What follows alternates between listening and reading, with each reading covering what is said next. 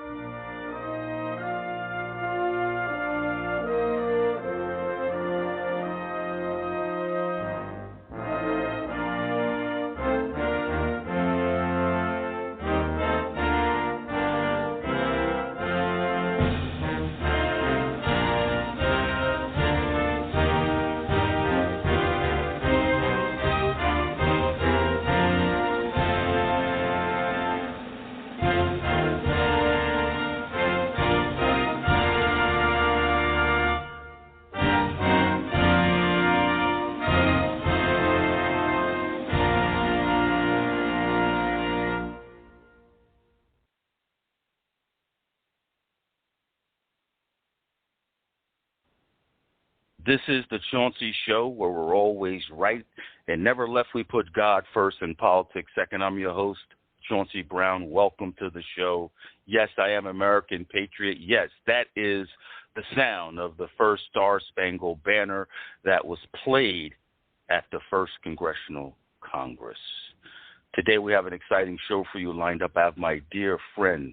He has been working on the ground for the past year all across the United States trying to get constitutional conservative candidates get elected with the America First agenda. Mr. Farrell is the chair of Black, Latino, and Asian Political Action Committee, electing more minority conservatives than any other organization in the nation.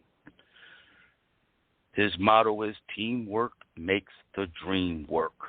Doing what's best for the USA is also what George talks about. According to the NBC exit poll in 2020, BlakPac got Trump. 15% of the black vote, including 8% of black women and 24% of black men in 2020.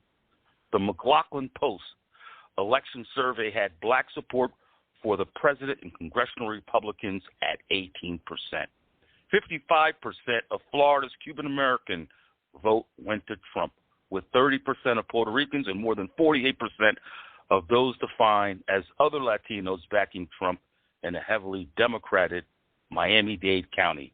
The president went from 999,000 votes in 2016 to more than 532,000 votes this year, thanks to BlakPac Leader Minerva Díaz in Florida. Inclusion and funding is the key to any future victories for conservative candidates.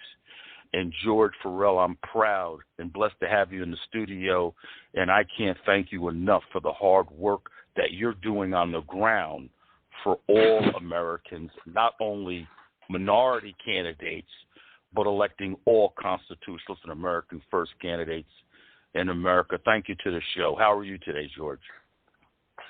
Chauncey, Mr. Brown, I am great. I appreciate you having me and giving me this opportunity to share our story, our winning story, with so many in the country. And we have a history of victory, as I like to call it. We have a history of victory, of getting people elected.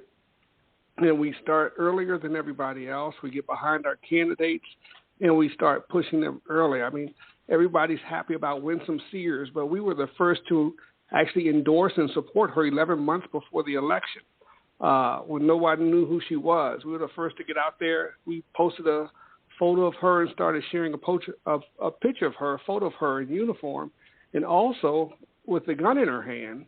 And, you know, of course, the liberals got upset, and it caught traction.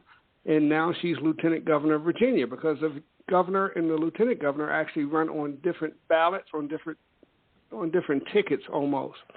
And she pulled him over over the finish line by 60,000 votes. So that's our latest history of victory that I like to talk about. And then we'll go from there.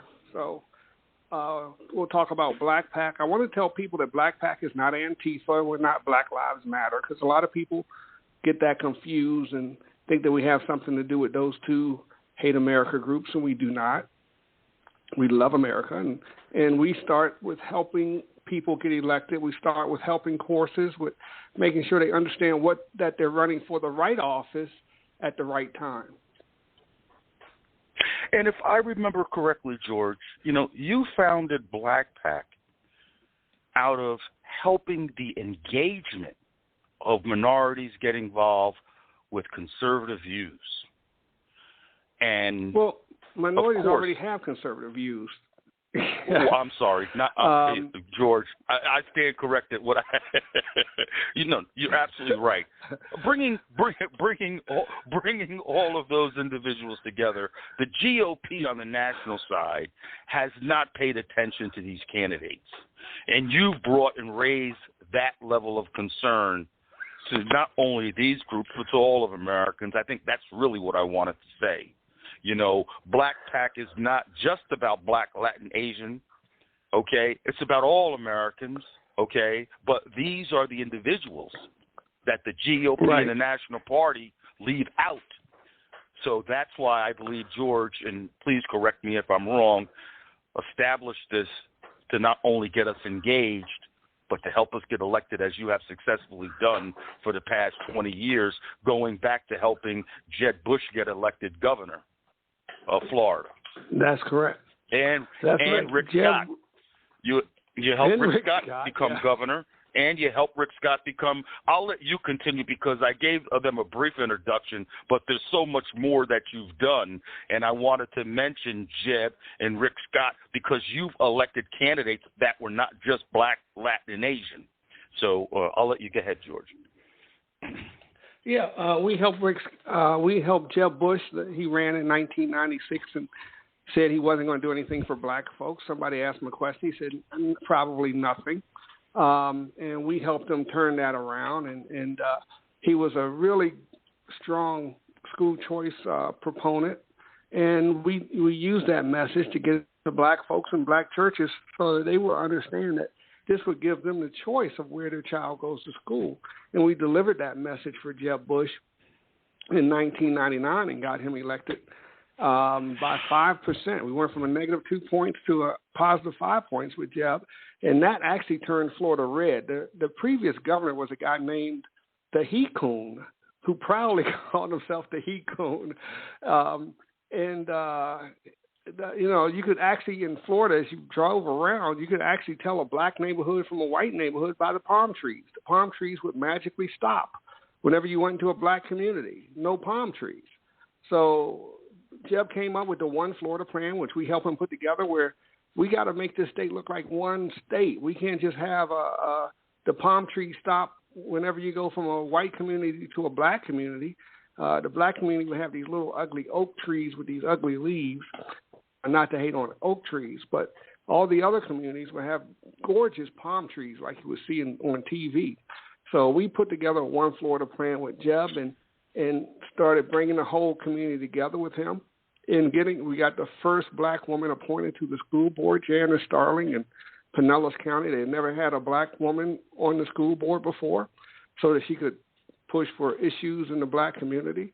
And we went from there. We kept Florida red all that time, including DeSantis, who only barely won by 64,000 votes. We've been keeping Florida red and making sure it stays red. But we need some help.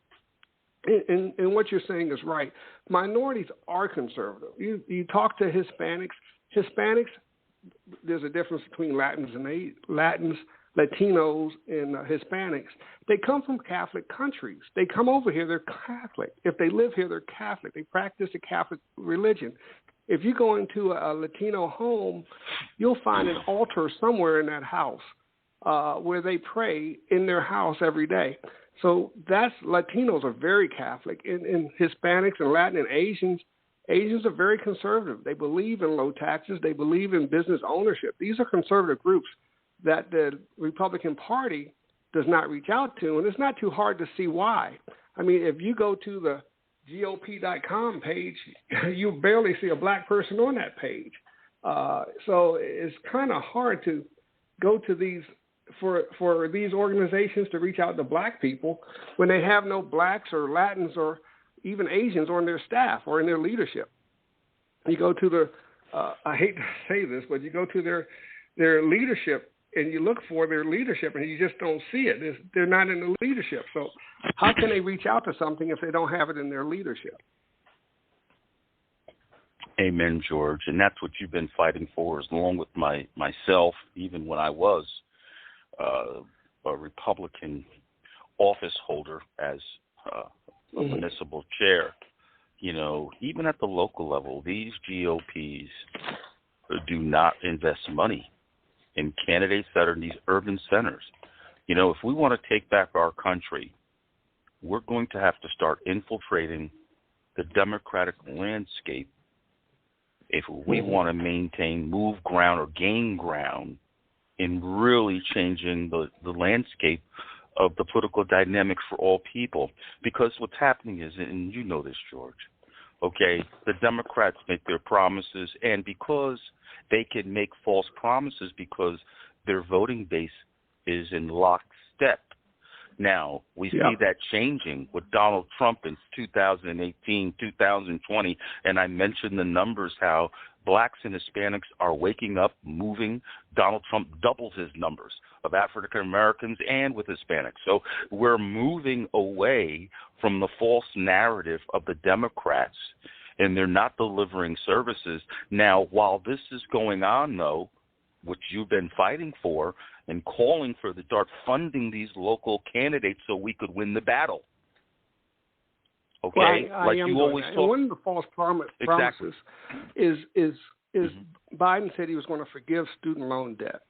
And I tell you, a lot of doctors, lawyers, white, black, whatever, they're ticked about that because they took on additional debt to go get a master's degree or to finish medical school. The other day I was talking to a doctor who had finished medical school, took on additional debt to do it, and found out that was a lie. Biden just bold-faced lied that he was going to forgive student debt. So you've got people who took on extra debt, $40,000, $50,000 worth of debt, and now they're really ticked. My doctor friend has now got to go and do a 3-year volunteer term in a very underserved community, which he was going to do anyway, to pay off his student debt because he took on this additional debt. That he took it on because Biden said he's going to forgive it. And we've got to understand that we got to take advantage of these things that hurt people, how the Democrats hurt people with this inflation. I was talking to an Asian businessman today, and he's telling me that the minimum wage in California is $15. And I'm thinking, how can you run a small business, when your minimum wage is $15? There's no profit. That's almost I mean, if your minimum wage for low-level help is $15, you got to pay $22 to keep help. So that's just not happening if you're a small business. Only a major corporation can do something like that. And these are issues that help us win voters and get people over the finish line, because these are issues that really work. Now, the other thing I want to talk about is the NRCC. Look at their leadership on their webpage. There's no blacks. There's no Latins in their leadership. So they can't reach out because they don't have any leadership. And this is where it starts. The Republican Party, you can't have one black senator out of 100 and 3 in the House out of 535 and think that looks good. It doesn't look good. So I expect this year coming up that we're going to get at least 2 black females elected in the House of Representatives. And we're going to get that started. We're going to make sure that we expand this party, whether they want to expand or not, because a lot of times I feel like the GOP and NRSC is fighting me and don't want any blacks or Latins or Asians in their community. And I'm not the only one that feels that way. Sometimes the candidates come and tell me, we're not getting help from them. How do we get help? And we provide the assistance and we get them started. And you're right, we need funding for this because they're not getting it from these 2 groups. They're not getting any help. And these are good candidates. I want to talk about our